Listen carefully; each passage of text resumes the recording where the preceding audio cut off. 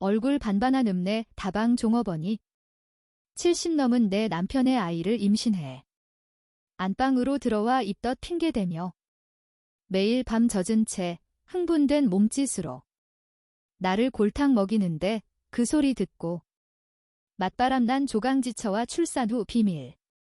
제1화. 그 여자는 웃을 때 눈꼬리가 이상하게 꺾였다.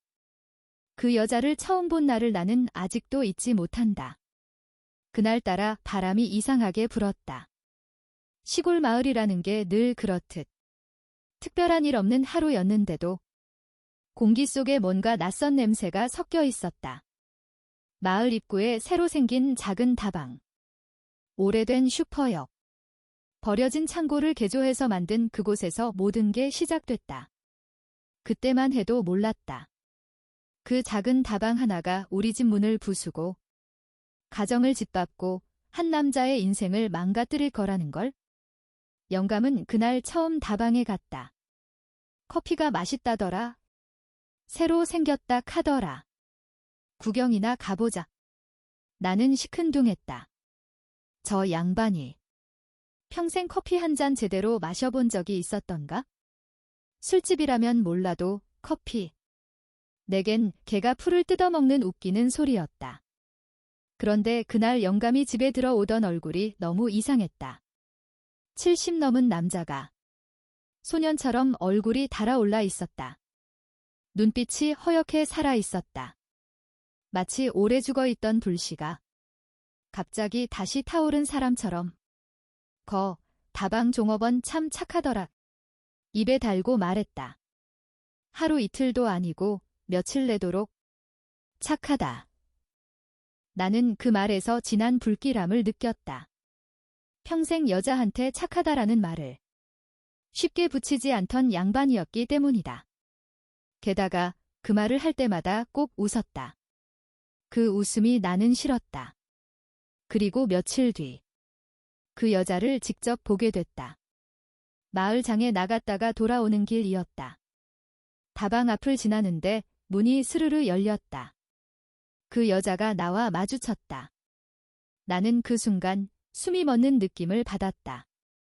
굉장히 젊었다. 반반하다는 말로는 부족했다. 예쁘다기보다 사람을 끌어당기는 그런 얼굴이었다. 사는 방법을 알고 사람을 빠지게 하는 방법을 알고 웃는 순간 상대의 숨통을 쥐고 흔드는 그런 여자.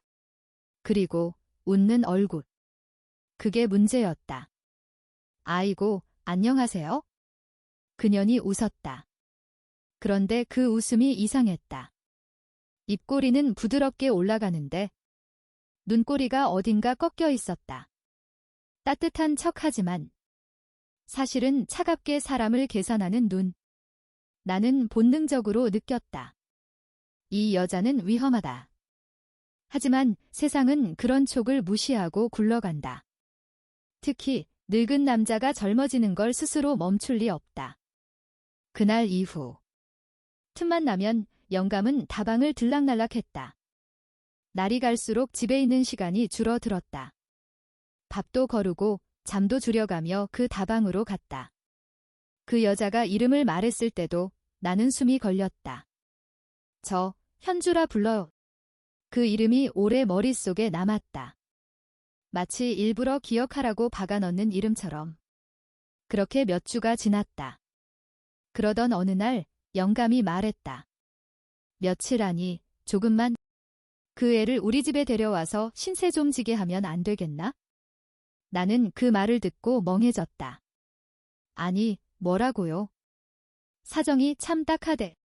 친정도 어렵고 살 곳도 없대. 며칠만, 진짜 며칠만 응. 우리도 사람인데 좀 도와주자. 사람이라 도와준다? 평생 자기 가족도 제대로 챙긴 적 없는 사람이. 그러면서 영감은 나를 설득했다. 아니, 일방적으로 통보했다. 그년이 들어오던 날. 나는 그년이 신발을 벗고 우리 집 마룻바닥을 밟는 걸 보며 뭔가 돌이킬 수 없는 일이 시작되는 걸 느꼈다. 그년이 살짝 고개를 숙이며 말했다. 정말 잠깐만 신세 질게요. 앞으로 잘 부탁드려요. 입은 공손했지만 눈은 이미 우리 집안을 스캔하고 있었다. 방 구조며 물건 위치, 금고 있을 만한 곳, 그리고 권력의 중심. 그 중심이 안방이라는 걸 모를 리 없었다. 며칠 동안은 그녀는 착한 사람 연기를 했다. 나를 도와 설거지를 하고 바닥을 쓸고 영감 앞에선 천사처럼 굴었다. 그리고 정확히 일주일째 되던 날, 그년이 안방 문 앞에 섰다. 어머나, 이 방 너무 좋네요. 햇볕도 잘 들어오고 따뜻하고. 저 같은 사람한테 이런 방이 어울릴지 모르겠어요. 말은 그렇게 했지만 이미 내 거희라고 말하는 눈이었다. 그날 밤 영감이 말했다. 현주가 몸도 약하고 바람도 새는데 작은 방은 좀 춥다. 아이가 잔방에서 재우자. 임자는 옆방에서 자면 되잖아. 영감의 그 말이 단번에 내 귀를 찢었다. 뭐라고, 이놈의 영감탱이가? 내가 평생 살아온 방인데 거길 내주라고? 영감은 눈을 피했다. 그러자 그년이 다가와 말을 했다. 죄송한데 잠깐만요. 정말 잠깐만요. 저도 여잔데 추운 데선 잠을 못 자요. 그 말 속엔 다른 뜻이 있었다. 나는 여자고 당신은 이제 밀려나는 존재다. 나는 결국 방을 내줬다. 그날 이 집의 주인은 바뀌었다. 그리고 그날 밤 안방에서 웃음소리가 들렸다. 낮게 깔리는 숨소리, 누군가 다독이는 소리, 침대가 삐거덕대며 움직이는 소리. 나는 그 소리가 들으라는 소리라는 걸 직감했다. 문을 일부러 완전히 닫지 않는 그들의 태도. 70 넘은 남자가 어린아이처럼 웃는 소리. 그년의 낮고 길게 끄는 숨. 그녀는 대놓고 영감의 손가락을 빨고 가슴을 비벼대며 눈빛으로 속삭였다. 영감은 어느새 천천히 그년의 유혹에 빠져들었다. 그러다 나는 몰래 안방 문틈으로 그것들을 지켜보게 되었다. 영감이 그년의 허리를 감싸 안았고 그년의 얼굴은 영감의 바지 허리춤에 묻고 있었다. 나는 이불을 뒤집어 쓰고 이를 악물며 삼킬 수밖에 없었다. 내가 주인이고 내가 마누라였던 그 방에서 벌어지는 일인데 나는 벽 하나를 사이에 두고 그 소리를 들어야 했다. 다음 날 아침 그년이 안방에서 나왔다. 머리를 질끈 묶고 여전히 젊고 뽀얀 얼굴. 나를 보더니 살짝 웃었다. 그 눈꼬리가 다시 꺾였다. 그 웃음이 말했다. 이제 안방은 내 자리예요. 영감이 그 옆에 서 있었다. 미안한 표정, 그런 건 단 한 줌도 없었다. 대신 우쭐거림이 있었다. 자기 인생이 다시 젊어졌다는 착각. 그날 아침 나는 깨달았다. 나는 이 집의 안주인이 아니었다. 나는 그저 쫓겨나는 순번을 기다리는 사람이었다. 그리고 그건 시작에 불과했다. 아직 지옥의 문은 제대로 열리지 않았다. 제2화. 그녀가 안방을 차지하던 밤, 나는 이미 패배하고 있었다. 거의 매일 밤, 나는 잠을 자지 못했다. 내 집, 내가 평생 지켜온 이 집의 안방문이 생전 처음 보는 젊고 낯선 년에게 열린 채로 고스란히 비워주고 있었다. 문틈 사이로 새어나오는 웃음소리, 낮게 뒤섞인 년놈들의 숨소리, 노인네가 마지막 남은 체면까지 던져버린 듯한 애처로운 숨 넘어가는 몸짓, 그리고 그년의 이상할 만큼 농염하고 여유로운 알몸. 나는 부엌 의자에 앉아 그 소리를 들으며 손등 위로 식어버린 찻잔을 쥐고 있었다. 이 집의 안방이 아니라 모두 다 전현 것이 되었군. 그 사실이 뼈에 박혀 들어왔다. 그녀는 손님이 아니라 주인처럼 행동했다. 다음 날 아침 안방 문이 열렸을 때 나는 이미 모든 전세를 빼앗긴 기분이었다.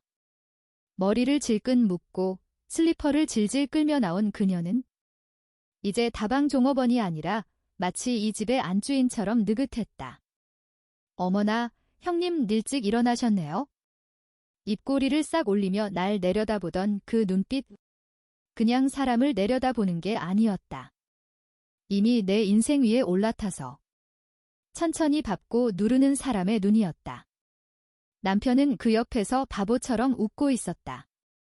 임자, 애가 몸이 좀 안 좋아. 당분간 부엌일 안 하고 안방에서 쉬게 할게.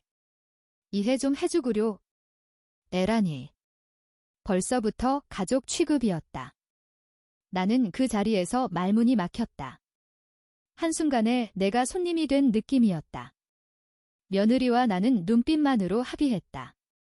아침상을 차리며 며느리와 눈이 마주쳤다. 그녀는 아무 말도 하지 않았지만 표정이 모든 걸 말하고 있었다. 어머니, 저 여자 그냥 집에 들어올 사람이 아닌 것 같아요. 며느리의 그 말 한마디에 나는 소름이 돋았다. 이미 나도 충분히 느끼고 있었으니까. 그 순간 나는 결심했다. 이건 감정 싸움이 아니다. 전쟁이다. 임신했다. 그리고 계산된 눈물. 며칠 후 그년이 식탁에서 갑자기 눈물을 흘렸다. 형님, 죄송해요. 저 사실 애기 가져버렸어요. 남편은 그 말을 듣자마자 벌떡 일어났다. 눈물을 글썽이며 그년의 손을 붙들었다. 나는 그 장면을 보며 이상하게도 눈앞이 서늘해졌다. 그년의 눈물 연기가 너무 과했다. 흐느끼는 숨소리가 정말 오버였다. 이건 사고가 아니라 너무 완벽한 시나리오였다. 그리고 그 시나리오 속에서 내 남편은 완벽한 희생양이었다. 그녀의 진짜 표정은 나한테만 보였다. 남편이 그녀를 안고 울던 그 순간 그녀의 눈이 살짝 내 눈치를 봤다. 입꼬리가 아주 미세하게 올라갔다. 잘 보셨죠? 이제 판은 깔렸어요. 이 집은 제 거예요. 딱 그런 표정이었다. 나는 심장이 내려앉았다. 그리고 동시에 뭔가가 끓어오르기 시작했다. 오냐 그래, 니년이 그렇게 나오겠다면 나도 끝까지 간다. 밤마다 들려오는 이상한 소리. 임신했다면서도 그녀는 더 대담해졌다. 남편은 완전히 매달려 살았다. 우리 애기 잘 지켜줘야지. 그년이 웃으며 말하면 영감은 고개를 끄덕이며 뭐든 다 해줬다. 그날 밤 안방 문은 또 잠겼고 나는 또 부엌 의자에 앉아 있었다. 하지만 그날은 달랐다. 문틈 사이로 들려오는 소리를 듣다가 나는 어느 순간 멈춰버렸다. 그 소리는 우리 영감 목소리가 아니었다. 낯선 남자의 숨소리와 낮은 목소리. 그리고 그녀의 웃음소리. 나는 온몸에 소름이 돋았다. 숨을 멈춘 채 안방 문을 바라봤다. 설마 내 집 안에서. 그때 발소리가 들렸다. 누군가 뒤편 창문 쪽으로 빠져나가는 발걸음. 나는 자리에서 벌떡 일어났다. 그녀는 나를 노려봤다. 안방 문이 열렸다. 그녀는 땀 한 방울 없이 멀쩡한 얼굴이었다. 남편은 이미 골아 떨어져 있었다. 그년이 내 쪽을 보며 말했다. 어머나 형님, 또 못 주무셨어요? 연세 있으시니 잠이 없어지셔서 큰일이. 바로 그때였다. 그녀의 눈빛이 순간 바뀌었다. 저기, 혹시 들으셨어요? 그녀는 웃으며 물었다. 분명한 도발이었다. 나는 입술을 깨물었다. 그녀는 그대로 내 옆을 지나며 속삭였다. 쓸데없이 주제넘는 귀는 잘라줘야 하는데. 그녀의 향수 냄새가 스쳐갔다. 그 냄새조차 나는 전쟁 선포처럼 느껴졌다. 나는 그날 밤 결심했다. 나는 며느리를 깨웠다. 그리고 조용히 말했다. 얘야, 우리 전현 진짜 정체를 알아내자. 며느리의 눈빛이 번쩍였다. 바로 그 순간 조용하던 집에 갑자기 문 두드리는 소리가 울렸다. 쿵, 쿵, 쿵. 새벽 3시, 누가 이 시간에. 남편도, 그년도 모두 깼다. 그년이 놀란 표정으로 문을 봤다. 하지만 그 표정은 놀람이 아니라 당황에 가까웠다. 나는 느꼈다. 그래, 저 대문 너머에 있는 사람이 분명히 니년 과거일 거다. 대문이 벌컥 열렸다. 그곳에 서 있던 어떤 남자. 축축하게 젖은 눈과 분노로 일그러진 입. 그 남자가 그년을 가리키며 소리쳤다. 이 여자야, 그만 좀 도망가라. 내 새끼 임신해놓고 어딜 도망가. 그 순간 시간이 멈췄다. 남편의 입이 벌어졌고 나는 의자를 꽉 움켜쥐었다. 그리고 그년이 천천히 고개를 들더니 아주 느린 미소를 지었다. 왔네. 그러며 말했다. 근데 여기선 당신 여자가 아니야. 난 여긴 있는 영감님 작은 댁이거든. 집 안 공기가 폭발했다. 제3화. 그 남자가 문을 열고 들어오는 순간 이 집의 진짜 지옥이 시작됐다. 그 남자가 문을 박차고 들어왔을 때 이 집의 공기는 이미 무너져 있었다. 나는 숨을 들이마신 채로 그 장면을 지켜봤다. 그 다방에서 들어온 그녀는 놀라지 않았다. 나는 그게 더 무서웠다. 낯선 남자의 외침, 그리고 어처구니 없는 진실. 그 남자는 숨을 가쁘게 몰아쉬며 소리쳤다. 왜 전화 안 받아? 왜 잠수 타? 너 나랑 같이 병원 갔던 애 아니야. 네 뱃속의 애, 내 새끼잖아. 그 말이 터지는 순간 우리 집이 우당탕 무너지는 소리가 들린 것 같았다. 우리 영감은 그 자리에서 굳어버렸다. 손이 허공에서 멈췄다. 그 표정을 나는 평생 잊지 못할 것이다. 충격과 배신, 부끄러움. 그리고 이미 늦었다는 걸 깨닫는 늙은 남자의 무력감. 그녀는 고개를 숙였다. 그리고 떨리는 손으로 배를 쓰다듬었다. 미안해요, 자기야. 그년 목소리는 울음에 젖어 있었지만 눈동자만큼은 절대로 울고 있지 않았다. 그 여자는 울지 않는다. 영감이 떨리는 소리로 물었다. 아니, 이게 대체 무슨 소리냐? 뱃속의 애기, 내 애 아니야. 그년이 고개를 천천히 들었다. 눈물이 흘러야 할 얼굴이었다. 그런데 입술이 아주 약하게 웃고 있었다. 자기가 책임져 주신다고 생각해서 말 못했어요. 그년의 뻔뻔스러운 그 한마디. 그건 눈물 섞인 변명이 아니라 그래도 이미 네가 건드렸으니 책임질 거지 라는 표현과 같았다. 영감의 어깨가 툭 떨어졌다. 그 순간 나는 처음으로 영감이 불쌍하단 생각이 조금 들었다. 하지만 동시에 깨달았다. 이녀는 단순히 뻔뻔한 게 아니다. 계산된 여우다. 판단도 빠르고 정서도 없다. 감정이 아니라 득실로 움직이는 인간이다. 그래서 뭐 어쩔 건데요? 집안의 공기가 얼어붙은 채로 흐르고 있을 때 그년이 먼저 입을 열었다. 근데요. 자기가 저 안방에 들이신 건 사실이고 제가 임신한 것도 사실이고 그럼 이제 어떻게 하실 건가요?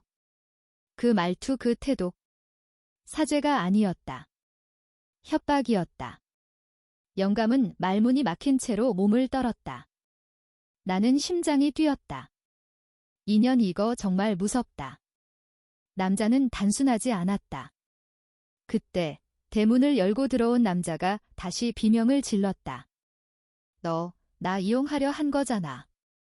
나랑 같이 살자며. 애 낳으면 나보고 데려가라고 했잖. 그년의 표정이 순간 굳었다. 그랬다. 드디어 그년 얼굴에서 인간적인 당황함이 스쳤다. 나는 그걸 놓치지 않았다. 남자는 피해자가 아니었다. 하지만 그 남자는 거기서 멈추지 않았다. 근데 내가 말했지? 그 남자가 이를 악물었다. 애는 여기다 던져놓고 돈만 쓸어가자고. 여기가 더 돈 많다고? 늙은 영감, 바보 만들어서 재산 다 빼먹고. 우리 둘이 튀자고. 그 순간 숨이 멎었다. 남편의 손에서 컵이 떨어졌다. 바닥에 박살났다. 그녀는 이번에야말로 표정이 완전히 개박살났다. 그녀의 진짜 목소리가 터졌다. 그 입, 닥쳐. 그년이 소리쳤다. 달려가 그 남자의 멱살을 잡았다. 미쳤어. 여기서 그런 말은 왜 해? 왜 여기까지 쫓아와서 내 인생 망치냐고. 그년의 눈빛에서 처음으로 두려움이 보였다. 그리고 그 두려움은 우리 영감 때문이 아니라 진연 계획이 여기서 무너질까 봐였다. 며느리와 나, 같은 순간 같은 생각. 나는 그 장면을 멍하니 보다가 고개를 돌려 며느리를 봤다. 며느리도 날 보고 있었다. 둘 다 같은 생각을 하고 있었다. 이 여자, 이거 완전 사기꾼이다. 그리고 그녀는 절대 이렇게 쉽게 무너지지 않을 거라는 걸 우린 동시에 느꼈다. 그리고 그녀가 웃었다. 한바탕 난리가 터지고 모두가 헉헉거릴 때 그년이 갑자기 입술을 다물고 고개를 들었다. 그리고 웃었다. 서늘하고 차가운 웃음. 그래요, 좋아요. 그녀가 말했다. 한번 까발려 봅시다. DNA 검사해보죠. 이 집 진짜 주인이 누군지 어디 한번 확실히 해봅. 시다. 그 말이 떨어지는 순간 나는 등골이 오싹해졌다. 왜냐하면 그녀는 지는 싸움을 절대 그냥 받아들이는 인간이 아니기 때문이다. 그녀는 이미 다음 수를 생각하고 있는 게 분명했다. 그때였다. 밖에서 또다시 누군가 대문을 두드렸다. 이번엔 이 집 전체가 흔들릴 만큼 크게 쿵, 쿵, 쿵. 남편이 떨리는 목소리로 물었다. 또 누구야? 그리고 대문이 열렸다. 마을 이장이 들이닥쳤고 그 뒤에는 마을 사람 10여 명이 서 있었다. 누군가 말했다. 다 들렸어, 다 봤다네. 이 집, 이제 조용히 넘어갈 수 없을 것 같네. 마을 사람들 시선이 한 사람에게 향했다. 그년이 순간 굳어졌다. 그리고 느리게. 하지만 분명하게 미소를 지었다. 그래요. 그럼 어디 다 같이 한번 망해봅시다. 집안 공기가 찢어졌다. 제4화. 마을 사람들이 우리 집 문 앞에 모였던 날, 누가 악마인지 헷갈리기 시작했다.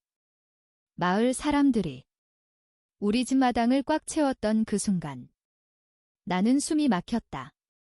겨울 새벽 공기보다 더 차갑고 날카로운 시선들이 우리 집 안으로 쏟아져 들어왔다.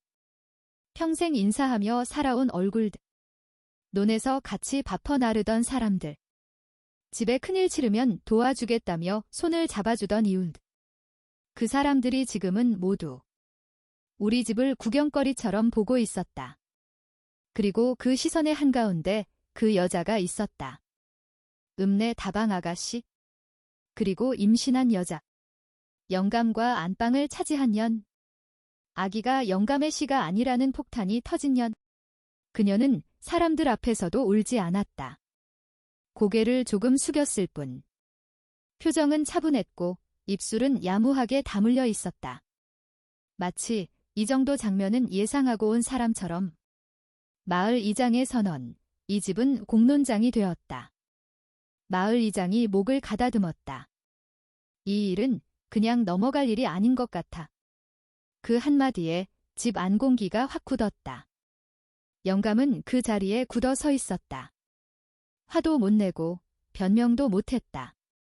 그 나이에 마을 사람들 앞에서 이런 개망신을 당하는 건 사실 죽음보다 더 큰 창피함이었다. 나는 그 모습을 보는데도 이상하게도 동정심이 안 들었다. 왜냐면 이건 영감이 자초한 일이었으니까. 아무리 늙은 영감이라도 조강지쳐 버리고 낯설고 젊은 여자를 끌어들여 안방까지 내주고 돈을 퍼주고 식구들을 짓밟은 대가였다. 하지만 문제는 그럼에도 불구하고 우리가 같이 지옥으로 끌려 들어가고 있다는 사실이었다. 그리고 그 여자가 입을 열었다. 다들 남편이 먼저 무릎이라도 꿇을 줄 알았다. 아니면 내가 울며 빌 줄 알았다. 하지만 제일 먼저 입을 연 사람은 그년이었다. 정말 죄송해요. 그년이 고개를 숙였다. 그리고 차분하게 말을 이어갔다. 제가 영감님께 의지한 건 맞아요. 제가 이 집 안방에 들어온 것도 맞고요. 제가 이 집에서 보호받고 싶었던 것도 맞아요. 순간 몇몇 사람들이 숨을 멈추는 소리가 들렸다. 그녀의 목소리는 울음기 없이 깨끗했고 계산한 듯 차분했다. 근데요, 처음엔 저도 혼자였어요. 그녀가 배 위에 손을 올렸다. 뱃속에 애가 들고 섰고 갈 데는 없고 믿을 사람도 없어서 그냥 죽고 싶을 만큼 무서웠는데 그녀의 목소리가 약간 떨렸다. 그때 이 집 영감님이 절 붙잡아 줬어요. 사람들 표정이 흔들리기 시작했다. 마치 그녀가 피해자처럼 보이기 시작한 것이다. 마을은 생각보다 잔인하더라. 마을 사람들은 단순하지 않다. 그들은 평생 서로들을 보고 살아온 존재들이다. 그러니 이런 상황에서 무작정 그년 편을 들 것 같았냐? 아니었다. 바로 욕이 터져나왔다. 그럼 매 아빠 따로 있다는 얘긴 왜 안 했는고. 늙은이 인생 망쳐놓고 눈 하나 깜빡 안 하네. 그게 이 집구석 등쳐 먹으려고 들어온 거 아니고 뭐냐. 욕설이 쏟아졌다. 손가락질이 쏟아졌다. 그녀는 그 모든 걸 들었다. 고개를 숙이고 하지만 울지 않았다. 그게 더 무서웠다. 남편은 무너졌다. 영감은 그 자리에 서서 마을 사람들의 욕을 맞으며 서서히 찢어지고 있었다. 그 늙은 어깨가 덜덜 떨렸다. 내가 잘못했어. 영감이 중얼거렸다. 하지만 그 말은 변명이 아니었다. 자기 무덤을 파는 고백이었다. 내가 나이가 드니 외로웠어. 집도 너무 썰렁하고 저 사람이 말 한 번 건네주니까 그냥 거기서 못 빠져나왔어. 그 목소리를 듣는데 나는 이상하게도 같이 숨이 막혔다. 아, 이 늙은 영감이 정말 그냥 외로웠던 거였나 보다. 그렇다고 용서되는 건 아니지만 그렇게 망가질 만큼 우리 집 영감은 약해져 있었다. 그 약함이 지금 우리 인생을 다 망치고 있었다. 그리고 그녀가 칼을 들었다. 사람들이 욕을 쏟고 남편이 무너지고 있을 때 그녀는 고개를 천천히 들었다. 그리고 폭탄처럼 한마디를 던졌다. 그래요. 그럼 DNA 검사 하세요. 사람들 웅성거림이 멎었다. 그래서 정말 이 아이가 누구의 아이인지 한번 확실히 밝히자고요. 그녀의 눈빛이 번쩍였다. 그리고 만약 혹시라도 결과가 예상과 다르게 나오면 그녀의 목소리가 낮아졌다. 이 집 사람들 정말 감당할 수 있을까요? 그 말 속에 숨어있는 의미. 나는 깨달았다. 이녀는 단순히 제 아빠가 따로 있다 수준이 아니다. 이녀는 아예 우리 집 전체를 날려버릴 다른 비밀을 손에 쥐고 있었다. 그 남자가 다시 불을 붙였다. 그때 처음 문을 박차고 들어왔던 그 남자가 다시 소리쳤다. 좋아, 그래. DNA 검사하자. 그 남자의 표정은 분노와 억울함과 그리고 이상한 집착이 섞여 있었다. 그는 단순히 애 아빠만 주장하는 사람이 아니었다. 그는 이미 인연에게서 버려진 남자였다. 사랑한 건지 집착인지 그건 알 수 없지만 하나만은 확실했다. 그는 그녀를 다시 끌고 가고 싶어 했다. 그녀는 그 시선을 무시했다. 그 순간 나는 깨달았다. 이 두 년놈들은 그냥 커플이 아니었다. 함께 작전을 꾸몄던 동업자인 것이다. 그리고 지금은 서로를 배신하고 있었다. 마을 여론전 모두가 연기자가 된다. 사람들은 둘을 번갈아가며 보며 속삭였다. 쟤도 불쌍한 건 맞는데. 근데 한편으론 전현도 참 무섭네. 늙은이 홀린 건 사실이잖아. 근데 또 저 남자 말도 사실 같고. 사람들 표정이 연민과 경멸, 그리고 호기심과 증오로 뒤섞였다. 그리고 그녀는 그 여론이 흔들리는 걸 조용히 지켜보고 있었다. 마치 이 정도 상황쯤은 계산하고 있었던 사람처럼. 며느리가 움직였다. 그때 우리 집에서 제일 침착한 사람이 있었다. 며느리였다. 그 아이가 나를 살짝 건드렸다. 어머니. 조용히 속삭였다. 지금이 기회예요. 나는 며느리 눈을 봤다. 그 눈은 단단했고 두려움보다 결의가 더 많았다. 저 여자, 지금 사람들 앞에서는 강해 보이지만 실은 지금이 제일 흔들릴 때예요. 지금 바로 잡지 못하면 우리 집안은 진짜 끝나요. 나는 고개를 끄덕였다. 그리고 그 순간 이장이 외쳤다. 좋다 그래, DNA 검사. 그거 공식적으로 진행하자. 마을 사람들이 대답하듯 웅성거림이 터졌다. 그 여자가 웃었다. 그 웃음 정말 끔찍했다. 그리고 그때였다. 집안 전화기가 울렸다. 낡은 유선 전화기.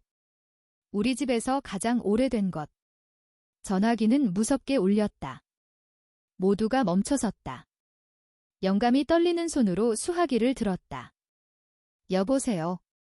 그리고 그 순간 영감 얼굴이 하얗게 질렸다. 숨이 멎은 듯한 얼굴. 심장이 멈춘 듯한 얼굴. 그리고 수화기가 덜덜 떨렸다. 뭐라고? 나는 견딜 수 없었다. 대체 누군데 그래요? 영감이 고개를 돌렸다. 입술이 파래져 있었다. 그리고 겨우 말했다. 병원이야. 집안이 멈췄다. DNA 이미 결과 나왔다고. 그리고 남편이 덧붙였다. 그 한마디. 그 한 문장. 근데 이 집에 그 아이랑 진짜 핏줄인 사람이 한 명 더 있대. 그 순간 공기가 무너졌다. 그리고 나는 깨달았다. 이건 단순한 불륜 이야기가 아니었다. 이건 핏줄 전쟁이었다. 그리고 이 집에 아직 훨씬 더 깊은 지옥이 남아 있었다. 제5화. 피는 거짓말을 안 한다고 했지만 이번엔 피가 우리를 배신했다. 병원이라는 공간이 이렇게 무섭게 느껴진 적이 있었던가? 하얀 복도, 소독약 냄새. 그리고 바쁘게 오가는 사람들 소리. 그 어느 것도 위로가 되지 않았다. 나는 영감과 며느리, 그리고 마을 이장과 몇몇 증인을 데리고 병원으로 갔다. 그년이 올 줄 알았다. 하지만 그녀는 오지 않았다. 대신 다른 한 명. 병원 문 앞에 걸터 앉아 담배를 태우고 있는 그 남자가 있었다. 아이가 자기 핏줄이라고 주장했던 남자. 그는 웃고 있었다. 아무것도 걱정하지 않는 사람처럼. 오셨어요. 그가 말했다. 그 웃음이 너무 여유롭고 자신만만해서 나는 그 순간 알 수 있었다. 저 남자는 이미 확신을 쥐고 있다. 병원의 통보, 그리고 첫 번째 충격. 우리를 진료실로 안내한 의사는 서류를 한 번 더 확인하고는 마치 폭탄을 들고 있는 사람처럼 신중하게 입을 열었다. 그럼 결론부터 말씀드리겠습니다. 모두가 숨을 멈췄다.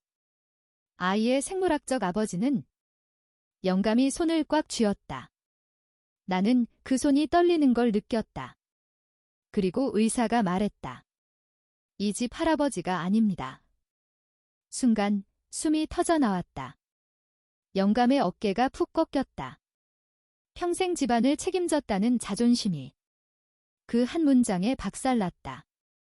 사람 같던 영감이 그 순간 그냥 늙고 추한 늙은이가 되어버렸다. 두 번째 충격, 예상된 결과가 아니었다. 그럼 저 남자 맞습니까? 급하게 며느리가 물었다. 의사가 고개를 천천히 저었다. 아닙니다.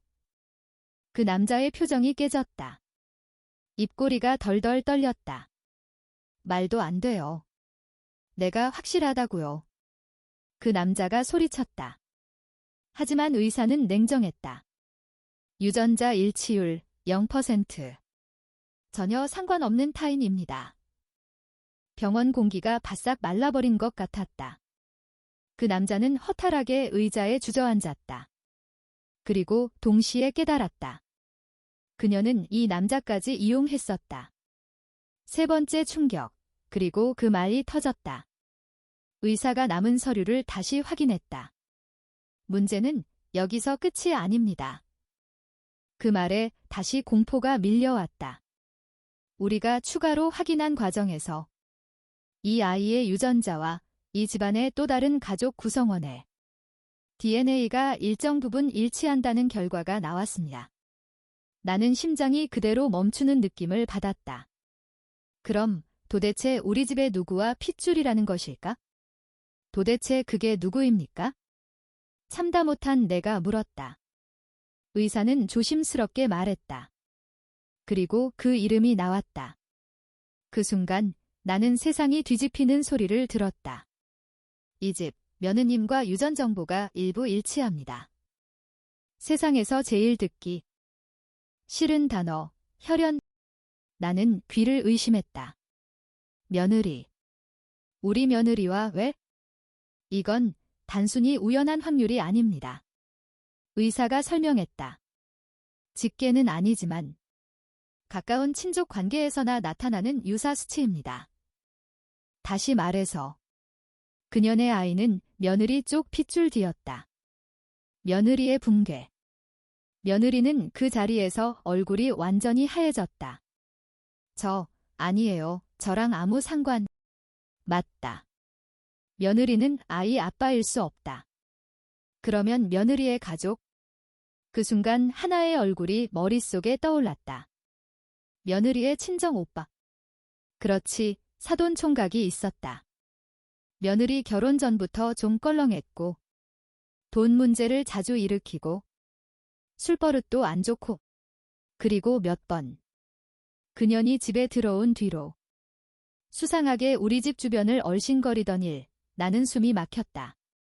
며칠 전 마당 한쪽에서 사돈 총각이 그년과 작게 말다툼하는 장면을 본 적이 있었기 때문이다. 그땐 별 의미 없이 넘겼다. 하지만 지금 생각해보니 그 눈빛과 그 말투, 그리고 묘한 친밀함. 모든 게 맞아떨어졌다. 퍼즐이 맞춰지는 순간 이 집이 이용당했다. 정리해보자. 그녀는 우리 집 영감을 꼬드겨 들어왔다. 하지만 아이는 영감 것도 자신 있다고 소리치는 저 남자의 것도 아니었다. 그 아이의 진짜 아버지는 며느리의 친정 오빠. 즉, 그녀는 애초부터 우리 집을 목표로 접근한 게 아니었다. 그녀는 더 큰 판을 짜고 있었다. 며느리의 친정과 연결해서 집안 내부에 핏줄 하나를 심어두어서 나중에 상속, 재산 분쟁 때 혈연카드로 집안을 통째로 가져갈 계획. 나는 등골이 얼어붙었다. 이건 단순한 뻔뻔함이 아니었다. 이건 치밀한 계획이었다. 그리고 우리는 그 계획 위에서 완벽하게 놀아난 바보들이었다. 남편은 무너지고 며느리는 부서지고 남편은 의자에서 떨어질 듯 앉아 있었다.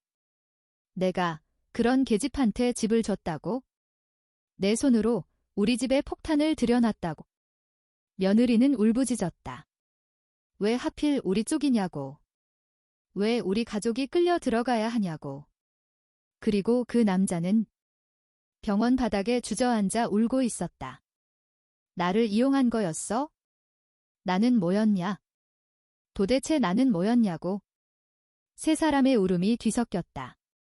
그리고 나는 그 한가운데 서 있었다. 아무 말도 할 수 없었다.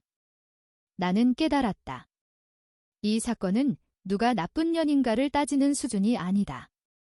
이건 누가 더 완벽한 악마인가를 가리는 전쟁이었다.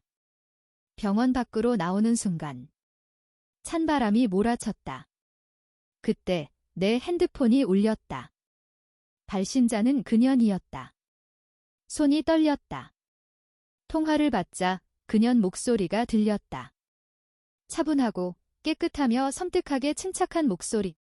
DNA 결과 들으셨겠죠? 나는 이를 악물었다.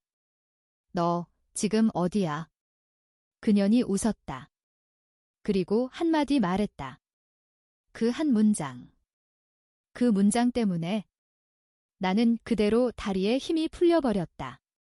이제 시작이에요, 할머니. 뚝 전화가 끊겼다. 나는 알았다. 이 여자는 아직 끝까지 카드를 다 꺼낸 게 아니었다. 이 DNA 결과는 예고편일 뿐이었다. 진짜 지옥은 이제 막 문을 열었을 뿐이었다. 제6화. 죽은 줄 알았던 과거, 그리고 돌아온 그림자. 나는 그날 이후로 제대로 잠을 못 잤다. 눈을 감으면 식탁 위에 던져진 DNA 검사서가 꿈처럼 다시 펼쳐지고 그 위에 선 사람들 얼굴이 어둠 속에서 번지며 일그러졌다. 그리고 그 한가운데 가장 비열하게 웃던 얼굴. 다방에서 처음 봤을 때 순하고 애처로운 표정을 지었던 그년. 그년이 이제는 사람 얼굴이 아니었다. 마치 오래된 가면을 벗고 본 얼굴. 차갑고 계산적이고 악랄한 표정의 얼굴.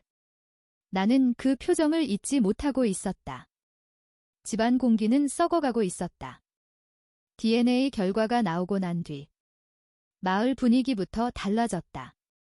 사람들은 아무 말도 안 했지만 내 집 앞을 지날 때마다 속삭이고 헛기침으로 끌어올리듯이 해댔다.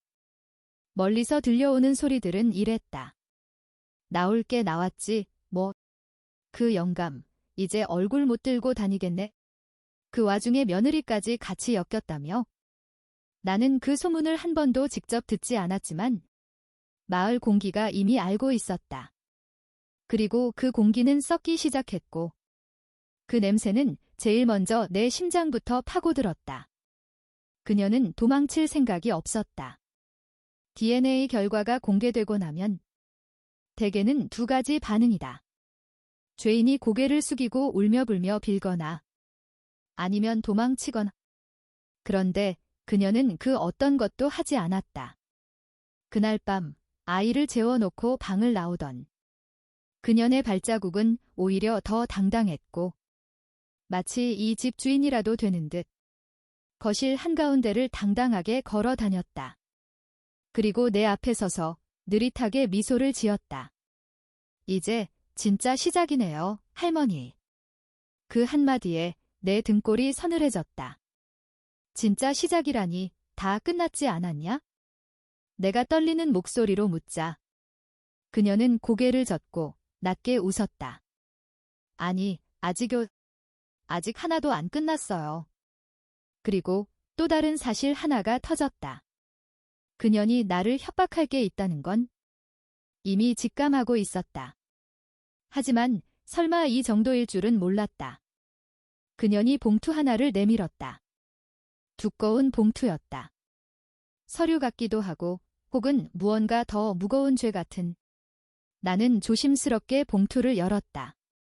그 안에는 정밀 DNA 추가 검사 결과지와 출생신고 관련 서류, 부동산 계약 초안, 그리고 또 하나 사진들. 나는 그 사진들을 하나씩 넘겼다. 그년이 진짜 아기 아빠와 만나는 장면, 포옹하는 장면, 서로 손을 잡는 장면, 그리고 우리 집 대문을 배경으로 찍힌 사진들. 나는 숨이 턱 막혔다. 이제부터 이 집에 살려고 꽤 오래전부터 준비해 둔 거예요. 할머니만 몰랐던 거지. 그녀는 그렇게 말하며 나를 내려다봤다. 그리고 가장 큰 폭탄이 터졌다. 사진 뒷면에 적힌 날짜를 보고 나는 무너졌다. 그 날짜는 그년이 우리 집에 들어오기 훨씬 전이었다. 남자 구실한다고 좋아서 환하게 웃으며 나에게 대놓고 자랑질하던 그날보다도 훨씬 전. 즉, 그녀는 처음부터 영감을 선택한 게 아니었다. 우리 집을 선택한 거였다. 재산을 선택한 거였다. 그리고 이미 모든 계산을 끝내고 들어온 거였다. 나는 그 사실 앞에서 말문이 막혔다. 그녀는 내 옆으로 바짝 다가와서 살짝 몸을 숙이며 귀에다 속삭였다. 할머니, 아직도 내가 몸땡이로 움직였을 거라고 믿어요. 나는 대답하지 못했다. 그날 밤 나는 처음으로 무너졌다. 집안은 고요했다. 아이는 자고 있었고 며느리는 방에 틀어박혀 있었고 마누라는 아무 말 없이 부엌에 앉아 있었다. 나는 아무도 없는 안방 한가운데 앉아 손을 떨며 중얼거렸다. 늙음하게 나는 도대체 뭘 믿고 있었던 걸까? 나는 그녀를 연민이라고 생각했다. 외롭고 가진 것 없고 기대고 싶은 사람이라고. 그런데 그녀는 처음부터 내가 아니라 우리 집을 탐낸 여자였다. 그리고 나는 그 집에 사는 그냥 영감일 뿐이었다. 그 순간 내 가슴이 무너져 내렸다. 그러나 진짜 지옥문은 아직 열리지 않았다. 그리고 그날 밤 늦게 대문이 두드려졌다. 밤 10시가 넘은 시간. 마을 사람 중 이 시간에 우리 집에 올 사람은 없다. 대문을 열었다. 어둠 속에서 한 남자가 서 있었다. 낯이 익었다. 하지만 동시에 믿기 어려웠다. 그 남자는 고개를 들었고 나와 눈이 마주쳤다. 그리고 낮게 말했다. 오랜만입니다, 어르신. 나는 숨이 멎었다. 그 남자였다. 마을 사람들 모두가 야밤에 도망쳤다고 말했던 사람. 현주의 과거, 소문 속 그림자 같은 남자. 현주에게 제일 처음 남자를 알게 해준 남자. 그가 돌아왔다. 그 남자는 대문 앞에서 웃으며 이렇게 말했다. 이제 제 목 가지러 왔습니다. 그리고 뒤에서 여자의 그림자가 슬며시 나타나 아무 말 없이 그 남자 옆에 섰다. 나는 그 둘을 바라보며 깨달았다. 이제까지의 일은 그저 예고편이었다. 제7화. 계획은 이미 오래전부터였다. 나는 그 남자를 문 앞에서 마주본 채 아무 말도 하지 못했다. 어둠 속에서 서 있는 그는 마치 오래 묻혀있던 과거가 살아 돌아온 형체 같았다. 그리고 그 뒤로 천천히 걸어 나오는 그녀. 현주. 어둠 속에서도 또렷이 보이는 눈빛. 그 눈빛은 더 이상 불쌍한 여자도 도움을 청하는 사람도 아니었다. 그냥 사냥꾼의 눈이었다. 처음부터 사랑은 없었다. 나는 그 둘을 집 안으로 들였다. 문이 닫히는 순간 마치 지옥문이 잠기는 소리가 난 것 같았다. 이제야 제 자리로 돌아온 기분이네요, 어르신. 그 남자가 소파에 앉으며 말했다. 현주는 그 옆에 여유롭게 앉았고 다리를 꼬며 나를 똑바로 보았다. 오빠, 이 집 참 좋지? 그래서 내가 오래전부터 노렸잖아. 그 말 한마디에 내 심장이 땅으로 꺼졌다. 오래전부터? 내가 떨며 묻자 그녀는 소리 없이 웃었다. 네, 이 집 구조며 가족 관계도, 마을 분위기도, 당신의 성격도 다 공부했어요.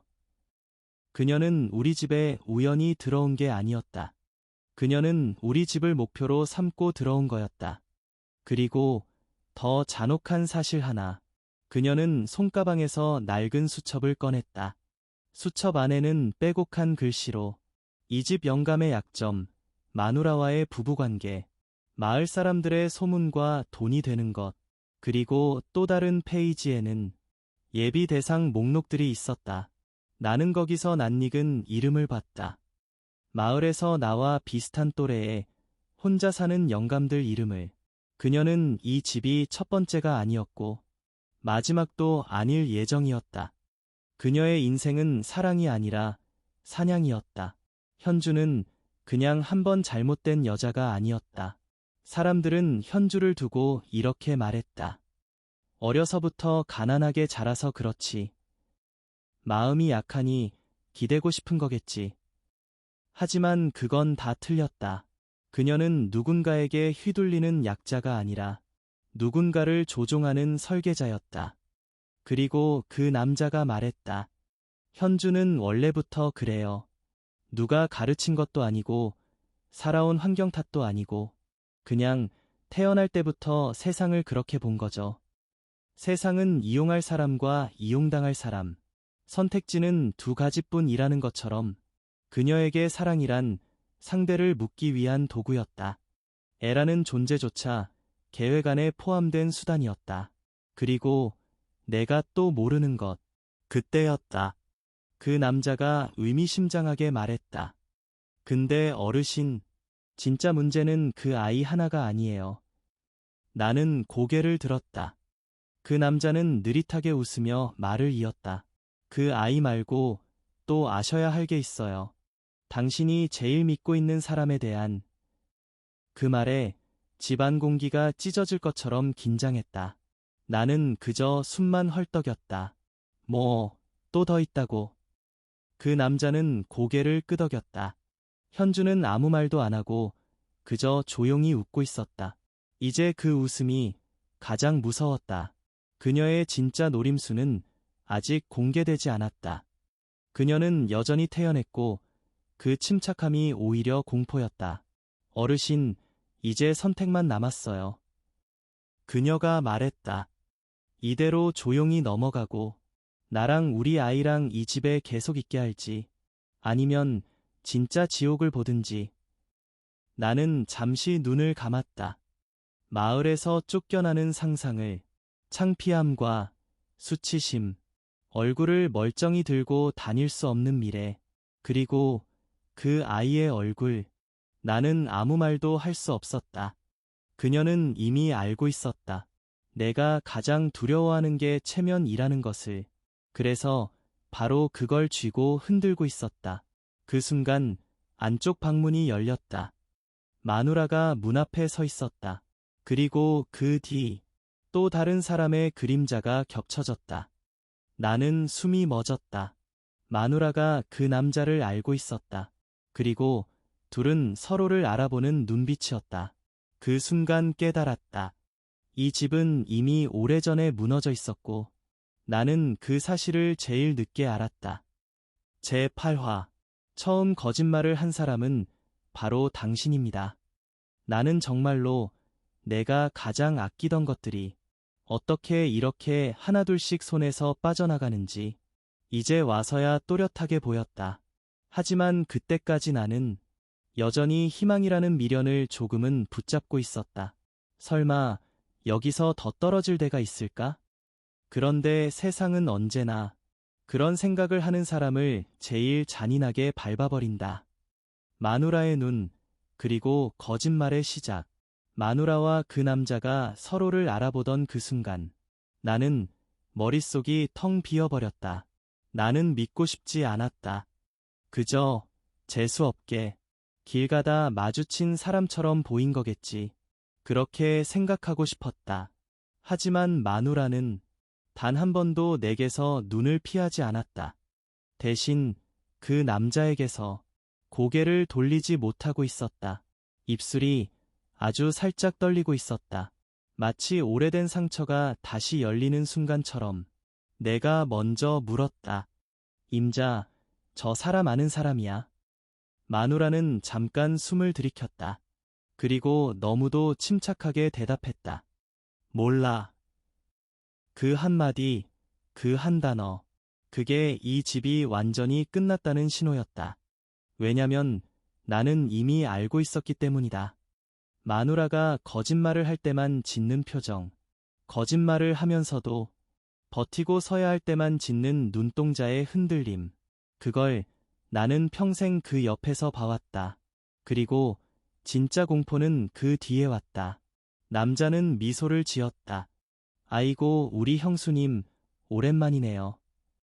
그 한마디, 나는 숨을 멈췄다. 마누라는 눈을 질끈 감았다. 그리고 나는 깨달았다.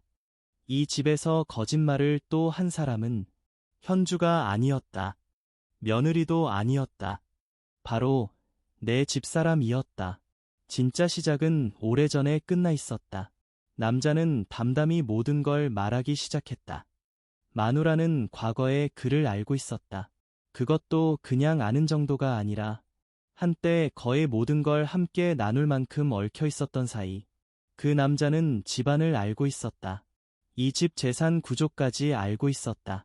마을에서 내가 어떤 놈인지도 알고 있었다. 현주는 그 남자를 통해 이 집을 알았고, 이 집은 이미 오래전부터 그들에게 목표물이 되어 있었다. 나만 몰랐던 것이다. 나는 그저 속이기 좋게 늙어가는 영감 하나였고, 나의 체면, 나의 고집, 나의 자존심이 그들에게는 너무도 쓰기 좋은 먹잇감이었다. 집이 무너진다는 건 벽이 먼저가 아니다. 그날 밤 마을에 소문이 돌았다. 그 영감네 큰일 났다더라. 젊은 여자한테 집을 통째로 털렸대. 그 집 마누라도 엮여 있다더라. 사람들은 집 앞을 지나며 대놓고 쳐다보기 시작했다. 창문 사이, 문틈 사이로 느껴지는 시선들. 그 시선이 가장 먼저 부숴버린 건 집이 아니라 내 얼굴이었다. 나는 더 이상 대문 밖으로 나서지 못했다. 그저 방 안에 웅크린 채 숨만 쉬었다. 살고는 있는데 이미 사회적으로 죽어 있었다. 그리고 그녀의 마지막 할 날, 현주는 마지막까지 태연했다. 됐고, 이제 선택하세요. 나가서 창피당하면서 무너질지, 아니면 우리하고 조용히 합해 보고 끝낼지. 그녀는 그 말을 하면서도 눈 하나 흔들리지 않았다. 나는 그 순간 깨달았다. 이 집에서 가장 강했던 사람은 나도 아니고, 마누라도 아니고, 며느리도 아니었다. 가장 강한 사람은 바로 그 젊은 여자 하나였다. 그녀는 잃을 게 없었고, 우리는 잃을 게 너무 많았기 때문이다. 그리고 그런 사람은 언제나 이긴다. 결국 나는 모든 걸 잃었다. 결과는 간단했다. 나는 재산 일부를 넘겼다. 그들이 요구한 것 중 상당 부분을 내줬다. 그 대가로 이 집안의 치부와 DNA 진실과 모든 내막은 공식적으로 묻히는 걸로 정리되었다. 하지만 정말 묻혔을까? 아니다. 마을 사람들은 이미 다 알고 있었다. 서류로 덮인다고 입도 닫히는 게 아니었다. 사람들은 조용히 웃었다. 그리고 지나가며 말했다. 아이고, 젊은 여자 하나 잘못 만나서 집구석 폭망했네. 나는 길에서 그 말을 몇 번이나 들었다. 그리고 그때마다 그냥 고개를 숙일 수밖에 없었다. 그게 내가 할 수 있는 전부였다. 마누라는 결국 나를 떠났다. 이대로는 도저히 못 살겠다. 그 한마디를 남기고 마누라는 집을 나갔다. 그리고 얼마 지나지 않아 이혼 서류가 도착했다. 서류 위에 찍힌 도장 하나가 내 인생 전체를 끝내버리는 소리 같았다. 나는 서명했다. 그녀를 붙잡을 자격도, 힘도, 체면도 이미 남아있지 않았다. 마지막 남은 건 나 혼자뿐이었다. 집은 팔렸다. 나는 작고 초라한 곳으로 밀려났다. 마을 사람들은 말했다. 저 사람이야, 그 영감이란 자. 젊은 여자한테 홀려서 집구석 말아먹은 영감. 어디를 가도 그 말이 그림자처럼 따라다녔다. 나는 살아있지만 더 이상 사람 취급은 받지 못하는 존재가 되었다. 나는 그때 깨달았다. 지옥은 멀리 있지 않았다. 지옥은 사람들 사이에서 고개 숙이고 살아야 하는 그 순간이었다. 제9화. 그녀는 처음부터 나쁜 사람이 아니었다. 나는 현주가 아이를 안고 찾아온 그날 밤 이후 제대로 잠을 잘 수가 없었다. 그녀가 문을 열고 들어와 앉은 그 순간부터 나는 또다시 과거로 끌려갔다. 모든 게 뒤틀리기 시작했던 그 지점으로 마누라가 처음부터 나쁜 사람이 아니었다는 사실. 사람들은 지금 이렇게 말한다. 저 집 마누라도 원래 그런 여자였대. 몰래 딴 남자 만나고 뒤에서 딴짓했대. 하지만 나는 안다. 그 시작은 그녀가 타락해서가 아니었다. 그 시작은 나로 인해서였다. 그때 나는 미쳤었다. 그 시절 나는 남자로서 자존심이 어쩌니 아직은 힘이 있다느니 하면서 괜히 허세를 부리며 살았다. 젊은 여자들 앞에서 괜히 허세를 떨고 술자리에서는 항상 의시되며 폼을 잡았고 마을 몇몇 영감들하고 어울리며 나는 아직도 20대 몸이다. 몇 뽐내던 그런 시절. 그리고 그런 허세가 결국 현주 같은 여자를 내 인생으로 끌어들였다.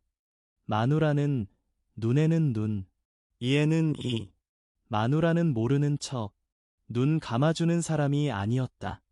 내가 딴짓을 하면 그녀는 알고도 모른 채 하면서 속으로 삭히는 그런 성격이 아니었다. 그녀는 성질이 있었다. 그리고 자존심도 있었다. 나는 마누라에게 말했다. 별것도 아닌 걸 가지고 왜 이렇게 예민해? 그 말이 칼이 되어 그녀 가슴에 꽂혔다는 것도 모르고 그래서였을까? 그녀가 결국 맞바람을 택한 건 그 남자와의 만남은 단순한 일탈이 아니었다. 사람들은 그렇게 말한다. 저 집 마누라가 먼저 물러났다며. 그 남자가 있었으니 그랬겠지. 하지만 실제는 달랐다. 그녀는 복수하고 싶었다. 나처럼 흔들려 보고도 싶었고, 나처럼 누군가에게 의지해 보고 싶었다. 그리고 하필 그때 나타난 사람이 지금 이 집을 망가뜨린 그 남자였다. 그 남자는 마누라에게 다정하게 굴었고, 당신은 죄가 없다며 끝없이 달콤한 말을 속삭였다. 마누라는 그런 유혹을 버티다가 끝내 마지막 선이 무너졌다. 그리고 그 선택은 단 한 번으로 끝나지 않았다. 마누라는 처음엔 후회했다. 하지만 이미 늦었다. 그 남자는 마누라를 놓지 않았다. 당신은 남편한테 평생 짓눌려 살았잖아. 한 번쯤은 당신도 누군가에게 사랑받고 살아야 하지 않겠냐고. 마누라는 그 말을 듣고 울었다고 했다. 그리고 그 울음은 어느새 육체적 타락으로 변했고 죄책감은 점점 느껴지지 않게 되었다. 그때부터였다. 그 남자가 우리 집을 들여다보기 시작한 게 현주와의 연결고리. 그 남자가 현주를 알게 된 건 오래 지나지 않아서였다. 그는 현주에게 말했다. 이 마을에 돈 많고 자존심만 남은 영감 하나가 있다. 내 얘기였다. 현주는 그 순간 웃었겠지. 이미 수많은 인생을 쉽게 무너뜨려온 그녀에게 나는 그저 또 한 명의 늙은 목표물이었을 테니까. 모든 게 연결됐을 때 나는 제일 마지막에 알았다. 마누라는 처음엔 내가 이렇게까지 무너질 줄 몰랐다고 했다. 그리고 현주까지 엮일 줄 몰랐고 그 남자가 이 모든 판을 벌릴 줄 몰랐다고 했다. 마누라는 그저 내게 복수하고 싶었을 뿐이었다고 했다. 하지만 복수라는 건 언제나 계산 이상으로 커져버리는 불이라는 걸 우리는 너무 늦게 알았다. 나는 그녀를 미워해야 정상인데 이상하게도 나는 마누라를 보며 분노보다 다른 감정이 먼저 올라왔다. 분명 나한테 거짓말을 했고 이 집안을 지옥으로 밀어넣는데 일조했음에도 불구하고 나는 그녀를 보며 처음으로 가엾다라는 생각이 들었다. 평생 참고, 평생 나만 보며 살고, 평생 내가 하는 말에 맞춰 살아오던 여자였다. 그런 여자가 마지막 순간에 택한 방법이 고작 맞바람이었고 그 선택이 결국 지옥문을 열어버린 것뿐이었다. 잘못은 분명 그녀에게도 있었지만 그보다 먼저 잘못한 사람은 바로 나였다. 사람들이 내게 던진 마지막 비웃음. 마을 사람들은 이제 이렇게 말했다. 영감이 먼저 바람핀 거였대. 그래서 마누라가 맞바람 났다더라. 결국 지 인생지. 가 망친 거지 뭐. 그리고 그 말은 틀린 말이 아니었다. 나는 그 말을 들으며 고개를 숙였다. 그래. 맞다 맞아. 이 지옥은 현주가 만든 것만도 아니고 그 남자가 만든 것만도 아니고 마누라가 만든 것만도 아니다.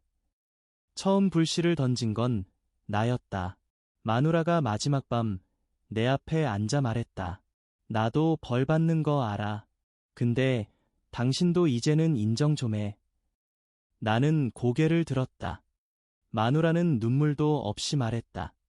이 집 처음 무너뜨린 사람, 사실은 당신이잖아. 그 말을 듣는 순간 마치 심장 깊숙한 곳을 누군가가 손으로 쥐어짜는 것 같았다. 제10화. 마지막으로 남은 진실 하나. 나는 아직도 그날의 공기 냄새를 잊지 못한다. 겨울 끝자락, 찬 기운이 남아 있으면서도 이상하게 눅눅했던 오후였다. 모든 진실이 터졌고, 현주는 망신을 당해 쫓겨났고, 영감이던 그는 재산도, 체면도, 마지막 자존심까지 모조리 잃은 채 빈 껍데기처럼 남아 있었다. 그리고 마누라의 맞바람까지 드러났을 때 나는 이제 끝이다라고 생각했다. 이 이야기는 더 내려갈 곳도 더 무너질 곳도 없다고. 그런데 아니었다. 남아있던 게 하나 더 있었다. 가장 마지막, 가장 잔인하고 가장 침묵 속에 숨겨져 있던 진실 하나. 그 사건 이후 마을은 완전히 갈라졌다. 누군가는 영감을 욕했고 누군가는 현주를 욕했으며 또 누군가는 다 늙어서 저럴 일이냐 하며 저를 욕하며 혀를 찼다. 하지만 정작 제일 무서운 건 조용히 있는 사람들이었다. 말을 하지 않는 사람들. 비웃지도 않고 욕하지도 않는 사람들. 그들은 그냥 알면서도 모른 척하는 표정을 하고 있었다. 그날 밤 나는 그 영감 집 근처를 지나가다가 불 꺼진 집을 한참이나 바라봤다. 집이라는 게 그렇게까지 쓸쓸해 보일 수 있다는 걸 처음 알았다. 한때는 우리 집도 웃음소리가 나고 밥 짓는 냄새도 나며 사람 사는 기척이 넘치던 집이었는데 이제는 그저 껍데기뿐인 빈 무덤 같았다. 그런데 다음 날 뜻밖의 소식을 들었다. 영감이 떠났다는 것이다. 마을을, 집을, 평생 살아온 터전을 아무 말도 없이 떠났다고 했다. 처음엔 다들 창피해서 도망갔지 뭐라며 가볍게 넘겼지만 나는 왠지 마음이 걸렸다. 그 사람은 그렇게 단순한 사람이 아니었다. 체면과 자존심이 전부인 사람이었다. 그런 사람이 그냥 도망을 간다. 나는 그게 더 이상했다. 며칠 뒤 나는 그가 몰래 머물고 있다는 곳을 알게 되었다. 산 아래 외딴 창고 비슷한 집. 예전에 쓰다가 버려진 창고를 누군가가 조금 고쳐서 살림집처럼 만들어 놓은 곳이었다. 나는 망설이다 문을 두드렸다. 한참 지나 문이 열렸고 그가 나왔다. 한순간 정말 사람이 이렇게 늙을 수 있나 싶을 만큼 축 늘어진 얼굴, 텅 빈 눈, 그리고 숨소리마저 힘겨워 보였다. 왔냐? 그 한마디였다. 나는 괜히 웃으며 말했다. 다들 요즘 영감 이야기밖에 안 해요. 그래서 안부나 전하러 왔죠. 그는 아무 말도 없이 나를 안으로 들였다. 허름한 방 안엔 이불 하나, 낡은 가방 하나, 그리고 반쯤 비어있는 약봉지 몇 개가 놓여 있었다. 그때였다. 그가 천천히 입을 열었다. 사람들이 다 알고 있다더라. 내가 바보였고 꼴 사납다고. 늙어서 미쳤다고. 그는 씁쓸하게 웃었다. 근데 그건 다 맞다. 맞는데 사람들은 하나는 나는 고개를 들었다. 뭐료? 그가 조용히 말을 이었다. 나는 처음부터 전부 몰랐던 게 아니야. 순간 내 심장이 쿵 내려앉았다. 뭐라고요? 그의 목소리는 떨리지도 울지도 않았다. 그냥 너무 오래 숨겨왔던 짐을 내려놓는 사람 같은 목소리였다. 현주가 임신했다며 날 찾아왔을 때 나는 이미 느낌이 왔었어. 내 아이일 리 없다는 것.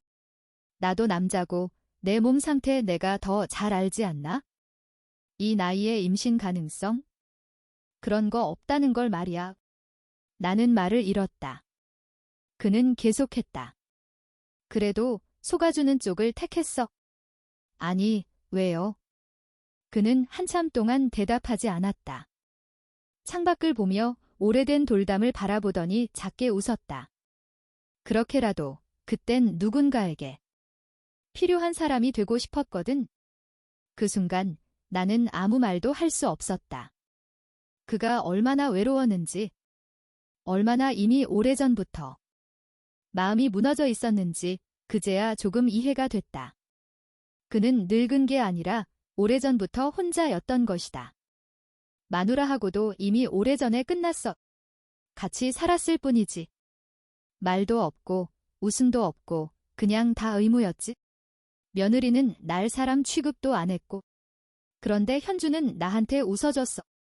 늙은 내 손을 잡아줬다고. 자기 라고 부르면서 몸을 비비는데 나는 그게 좋더라고. 정말이 너무 좋더라고. 그는 시선을 떨어뜨렸다. 그래서 그냥 속아주기로 했어. 속아서라도 사람 냄새 맡으며 살아보고 싶었다. 나는 목이 막혀 말을 잇지 못했다. 그는 마지막으로 이렇게 말했다.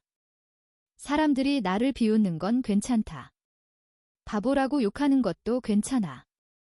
근데 현주 욕을 할 때는 그가 잠시 말을 멈췄다. 그리고 아주 조용히 말했다. 그 애도 결국은 사랑 한 번 제대로 받아보고 싶었던 여자였을 뿐이다. 나랑 같은 사람이었어. 나는 그 자리에 앉아버렸다. 분노, 실망, 연민, 슬픔, 여러 감정이 뒤섞였지만 이상하게도 측은함 하나만큼은 또렷했다. 우리가 손가락질하며 욕했던 사람들. 알고 보니 다들 자기 나름대로 외롭고 상처받고 갈 곳 잃은 사람들이었다. 며칠 뒤 영감은 정말로 마을을 떠났다. 이번엔 진짜였다. 그는 아무것도 가져가지 않았다. 집도, 돈도, 땅도, 자존심도 모두 놓고 떠났다. 마을엔 침묵만 남았다. 사람들은 여전히 그의 이야기를 하면서도 예전처럼 큰 소리로 비웃지 못했다. 괜히 마음 한구석이 찔렸기 때문이다. 그리고 나는 마지막으로 그 집 앞을 지나다 문득 이런 생각을 했다. 사람을 망하게 하는 건 젊은 여자도 돈도 스캔들도 아니다. 진짜 사람을 무너뜨리는 건 아무도 자신을 필요로 하지 않는다는 절망이다. 그게 이 이야기의 마지막 진실이었다. 가장 잔인하면서도 가장 이해할 수밖에 없는 인간적인 진실 하나. 그렇게 이 모든 이야기는 끝났다. 하지만 이 이야기가 남긴 여운은 쉽사리 끝나지 않았다. 사람을 진짜 무너뜨린 건 젊은 여자도 돈도 아니었다. 누군가에게 필요 없는 사람이 된다는 사실. 그 절망 하나가 모든 걸 무너뜨렸던 거죠. 여러분이라면 속아서라도 사랑받고 싶은 마음을 이해하시겠습니까? 아니면 그건 변명일 뿐이라고 생각하시나요? 여러분의 생각은 어떠신가요? 댓글로 여러분의 진짜 속마음을 듣고 싶습니다. 소중하고 긴 시간 읽어주셔서 감사합니다.